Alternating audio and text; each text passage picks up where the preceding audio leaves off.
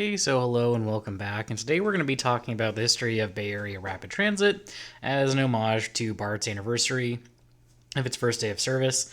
And unlike past videos, I'm not going to be going into talking about the systems that predated Bart.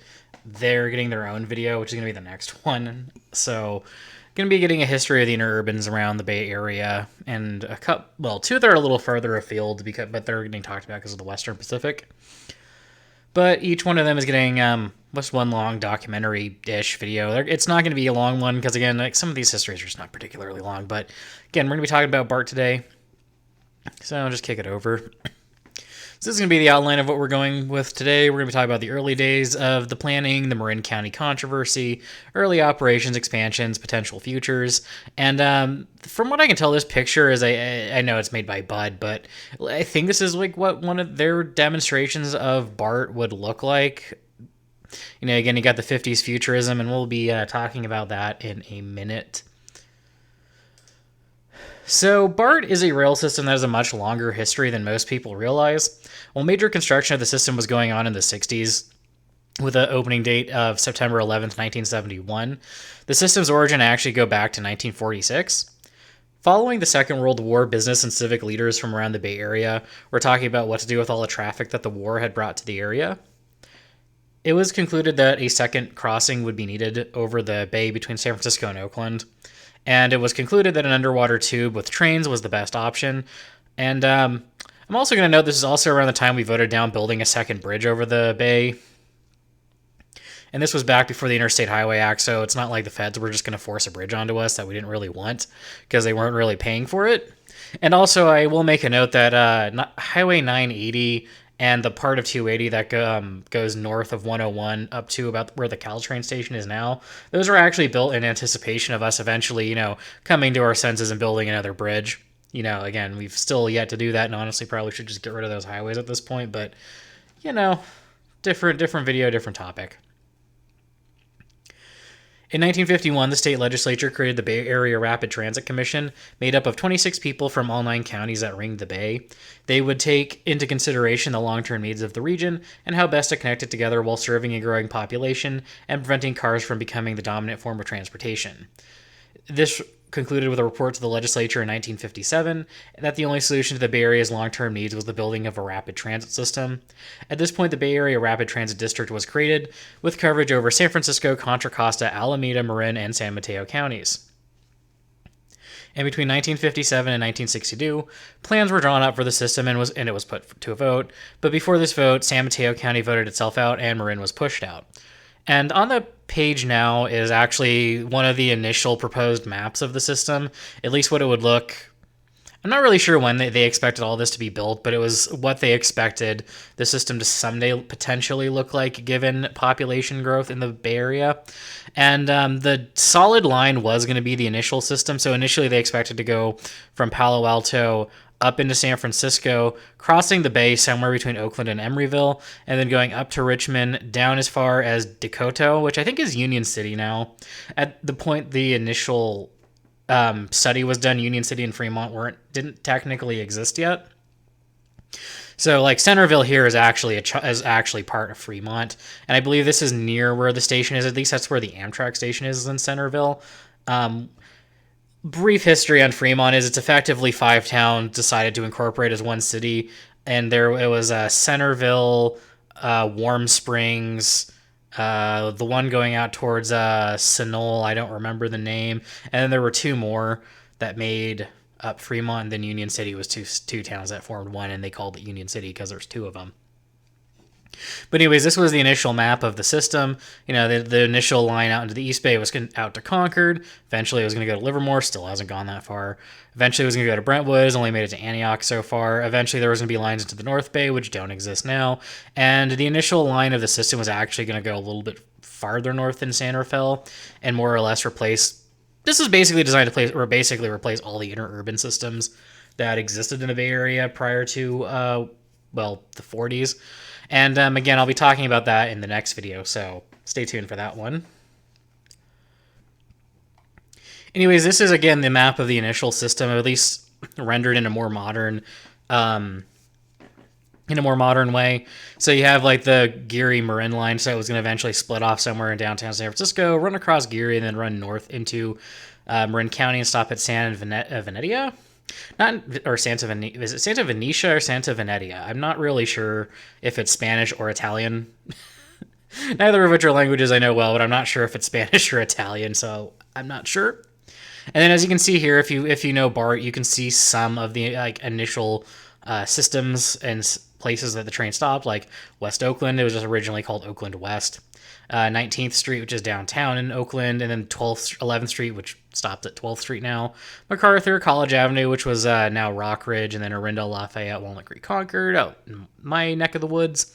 And then you have Oakland, but instead of going at El Cerrito and El Cerrito del Norte, it's cutting Boulevard and Fairmont. And then, yeah, North Berkeley with Sacramento Street, Ashby, yeah, and on down into here. And since, again, this was made in the 50s, you can tell that some of the station names are different.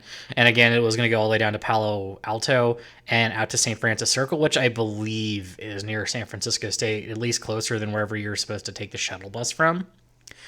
So, again, this is what the initial system would have looked like in 1971 had the initial plan that was originally planned had gone through. And while we're on this topic, we should talk about Marin County and settle some of the myths about Marin. Well, Marin is solidly anti-rail transit now. Back in the 50s, they weren't. And according to the Marin Independent Journal, which supported Bart into Marin County, and that's their bias. They were very outspokenly pro-Bart. But according to a study that they did, or a survey, 87% of people in Marin in the late 50s, that are, I guess, at least of voting age, supported the construction of Bart. But again, take into consideration that they were an unapologetically pro-Bart newspaper in Marin County, so take the figure with a grain of salt, but Marin did want Bart. At the time, pretty much anyone who was anyone in power wanted Bart to happen, so it would bring more prestige to the growing Bay Area. And the issue that came up to stop Marin County was actually local politics between the districts and not so much the Marinites hating rail at this point in history. So the original plan to connect Bart to Marin was to build a lower deck to the Golden Gate Bridge for the trains. And the Golden Gate Bridge Highway and Transportation District was against the idea of running Bart over the bridge, so they got in a man named Arthur Jenkins to run an engineering study to show that the bridge couldn't handle having trains run over it, at least without expensive retrofits. After this, there was conflicting reports and conflicts between the two districts, and then Bart eventually gave up and successfully pushed Marin County out of the district, and that's basically where we get to this today. But who was Arthur Jenkins? Some of you might be asking. He was an engineer who worked for the California Public Utility Commission, or the CPUC, during the Great Depression, and because of this, he soured on the idea of that rail had any place in public transportation going forward. And he was the guy who was the engineer processing a lot of the discontinuance of service plans by the still then privately run streetcar operators within California. So because of that, he very much soured on the idea of rail, and he thought the only way public transit was going to have a future was through buses, and that the only thing keeping rail going, or at least the streetcars, was nostalgia and politicians. He was in a way similar to Robert Moses, and although I think Jenkins was less gung-ho on building highways, at least. But anyways, he was instrumental in killing streetcar systems across the West, including ending interurban service on the Pacific Electric in Los Angeles, and killing the streetcar systems in San Diego, Phoenix, Fresno, Long Beach, Oakland, and San Francisco's Market Street Railway, which was the competitor to modern Muni. Muni also at this point existed, but they actually did have competition up until 1948, I believe. And it was Jenkins who convinced them to rip up their tracks, and also at the time they were considering doing the Market Street subway again before Bart was built, and he was also the man who killed that a lot sooner than it ended up getting built. So I know there's some argument about people saying, oh, if Bart was never built, we wouldn't have gotten the Muni subway. There was actually a pretty good chance of that happening since they tried to do it in the 40s, even before Bart was really a thing. So again, could have happened anyways. Anyways, the one up here on the left is actually the initial render of what the Bart cars would have looked like, or it might actually be a scale mock-up, whereas the one down here on the right is the actual demonstration car that toured around the Bay Area in the, I believe, the late 50s, early 60s as the initial system was getting built. So you can tell, like, again, the logo is this pretty much the same. There's more of a D in here because the D was more in Bart was more prominent back then. On the scale models, you can tell, still kind of have the same wedge shape because you can tell these are the modern, not the modern cars, but the soon to be replaced fleet looks like. If you're watching this in circa 2022, again, we're replacing this with the new cars. And this is a rendering of what the trains would look like going over the Bay Bridge. Or not the Bay Bridge, this is the Golden Gate Bridge. So yeah, again, they'd put the lower level down here. The trains would run across. And also, this is at the time where I should probably talk about the Bart using a different track gauge and loading gauge than regular trains, at least in the Bay Area, or honestly, most of the planet. So I should have thrown a slide in here, but I forgot to do that.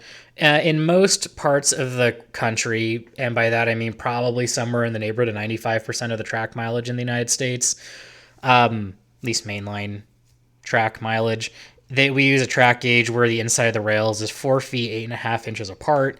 Bart uses Indian gauge, which I believe is 5'6", if I'm remembering that correctly off the top of my head. Might be 5'3", but it also might be Irish gauge. I'm not entirely sure where my broad gauges go, and I forgot to put this in the notes, but initially, Bart at least claims that this would make the trains wider and more stable in wind going over the bridge, and that's why they did it. And even though the Marin part was canceled, they still kept Indian gauge because the engineering was just too far along to change it. The only problem with this is, I mean, these are really short trains with really low centers of gravity, so wind isn't really going to be a factor. And this comes up a lot as one of these things that I don't really understand about the Bay Area having, even though I've lived in the Bay Area in Western Nevada my entire life, I don't really get it. But a lot of people have this weird idea that Bart should run with conventional trains despite it being a subway service. And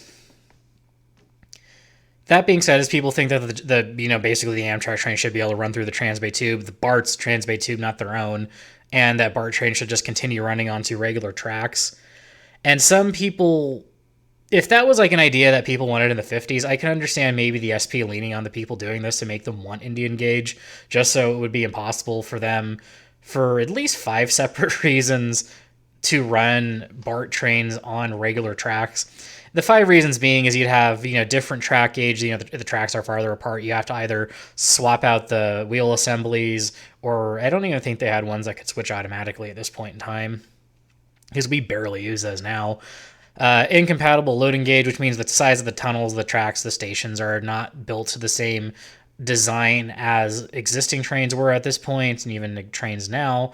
And also, kind of like a point 2B, 3, however you want to class this, I'm counting this as separate, is also platform height differences. Bart's high level, trains then were low level, still are low level outside of the Northeast Corridor. So that's kind of reason number 3. Power systems, again, diesel. Some of those, actually, the SP still had steam engines when they were originally planning Bart. I think SP got rid of their last steam engines in 57 when Bart was created, and they use a third rail system. The railways are going to diesel. Although it's not a huge deal, it is kind of a safety issue to have like a bare third rail next to regular track. It's a big safety issue. And, those are like the main reasons why it's just not a thing why we shouldn't do this. And the other one being is like, why can't Bart go faster? It's like, its congestion's also a problem. Anyways, my sidetracking tangent aside, construction for Bart started in 1964 and was projected to take 7 years to complete. And Lyndon Johnson was also at the groundbreaking ceremony, which was construction of the test tracks between what's now Concord Station and Walnut Creek Station. And construction would also include a tunnel through the Berkeley Hills through an active fault line, the Oakland, Berkeley, and Market Street subways, along with the Transbay Tube connecting the Market Street subway and other segments of the system. And also the test tracks in the East Bay, the Concord to Walnut Creek portion, actually used the old Sacramento Northern right-of-way, which we'll talk about a little bit more in the next video. And this was the part that President Johnson christened. And they also, again, built parallel to the Santa Fe between Berkeley and Richmond, and the Western Pacific between Fruitvale and what's now Fremont. And actually, the part that was formerly the Santa Fe tracks is actually now the Ohlone and Richmond Greenways. So the tracks, eventually the Santa Fe gave up their tracks, and then they just started sharing with Southern Pacific. And again, that's why we have the Greenway and the Elonian Richmond Greenways, and then the freight trains are all run on over by the highway. Anyways, on the screen now is the construction of the Market Street subway in San Francisco. And again, at this point, they're still using the PCC streetcars in the green and cream color. And the Oakland subways were built using cut and cover method, which is like this, but also not like this. So what they would do is they would just you dig a big trench like this. That's the cut. You build all the tunnel and all the other stuff in the trench. You bury the tunnel or the tube or whatever you want to call it, and then that's when you start installing the electrical, the tracks, the whatnot. And the Market Street subway was more tunneled. They still did have to dig up parts to move like the sewer lines, the water lines, power lines, gas lines, all sorts of utilities. So there was some digging that had to happen because of utility work, and I believe probably getting some of the equipment out of the tunnel. Again, I'm not an engineer. I'm just someone who does this for like historical purposes and out of an interest and as practice for a teacher. And if there's other people who do know more about engineering, hopefully they've made videos about the initial building of Bart. Because, again, that's totally not my expertise. More the history side, less the construction side. So we'll just stay with that. And again, more pictures of the construction here in San Francisco. Also, by this point, and I'll mention this more in the next video, streetcar service in Oakland had been discontinued for well over a decade, almost 20 years at this point, by the time BART construction got to this. So this is also one of the ways you can tell this is in Oakland. And again, here's the construction of the Transbay Tube. It was constructed in 57 segments by the Kaiser Metal Works, and then just slid into the bay, floated into place, and sunk. And then eventually they were opened up and put the tracks in. And also, this is kind of a funny thing about the Berkeley and its track alignment. Originally, the track alignment for Berkeley was actually supposed to go closer to where Highway 80 is now. And the people in Berkeley wanted it closer to downtown. BART decided that, okay, fine, we'll move it. But they were going to do an elevated structure because it was cheap. And eventually, Berkeley voters just decided that they would pay a little extra to put it into the Berkeley subway, which is how why Berkeley is in a subway, not elevated like it would be in most of the rest of the Bay Area. And this is an allusion to Batman and Robin. One of the guys was called Bartman, so Batman. Robin, his assistant. And the caption says, controversy over Bart's planned aerial line through Berkeley ends with the city residents voting to tax themselves to put the line underground. Board President Adrian Falk and General Manager Stokes are often referred to as Batman and Robin. So again, that's kind of how they worked. And before we get into this, I actually messed up the dates. The train started running on September 11th, 1972, between Fremont and Oakland. And then eventually, between then and September 1974, trains started rolling in other parts of the system, with the last part to open being the Transbay Tube between Oakland and San Francisco. For the first full 3 years of BART service, it only ran during peak hours on weekdays and didn't run on Saturday until November of 1977. And then Sunday service was added a full year later. And as time went on, expansions would include extensions out to Pittsburgh, to the SFO airport, and out to Livermore, and now we're building out to Silicon Valley, which will hopefully open in the next few years. And this is going to be kind of one of those maps where we're looking at, the future of BART, this is basically what the map would have looked like if the whole 1950s plan was ever finished. And this is actually going to get into some of the gripes I have about transit planning in the Bay Area, which I didn't really leave notes for this, but we'll just this is, I think, something from like Reddit or Spur or one of the other groups that like does a lot of this stuff. The main gripe I have about this is basically that the Bay Area can never, or anywhere in California, can never have multiple rail services doing different stuff. So instead of like being like, oh, we just have like a standard ass heavy rail commuter system, we have to have BART everywhere. BART is both intercity, regional, commuter, local. It's all the rail. Like it can't, like we can't not have like a certain like. Basically, like the issue that I kind of have this, and I'll eventually go into a video talking about this later, probably after the interurban video about my gripes with transit planning in California. But the main gist of it is that you basically, it's like we either have to have like a bunch of like incredibly fractured systems that don't really do their job well, or we have to have like one super system that again doesn't do its job well and is like completely like not designed to do what we conceive of it doing. And this is one of those things where it's like, yeah, we can't just have a commuter line running along existing rails from like Brentwood into Oakland. We have to have Bart do all of this, even though having Bart everywhere is probably not doesn't make any sense, regardless of any of the engineering issues that come with having a completely different track and loading gauge than the rest of the system. But just the fact that like, okay, why do you need to have like from Petaluma to Cordelia Junction? Like, why do you need BART service for that when literally no one lives there? Like, again, that area is mostly like SLU, so like there's no real reason to have like a rapid transit line through there. And kind of the same deal. Like once you start getting like north of Marin Civic Center here, like a lot of this is like not particularly populated until you get to Santa Rosa. So again, why do we really need to have BART go all the way there when you can just like run existing trains or just conventional trains? But yeah, I'll get into this into the future, but like this is just what the system would look like had the initial projected system gotten built and probably had a few extensions like to the airports and whatnot. Because again, mind you, in the 50s, air travel was not really a huge thing yet, at least till 57 with the launch of the Boeing 707 and then being built. Anyways, this is more of what the actual, I think, 2050 map is supposed to look like. So at this point, they're planning on having a second Transbay tube, basically split off from the existing line, run down 680 through Alameda, under the bridge to 3rd and King Caltrain station, and then up around, and around all into San Francisco.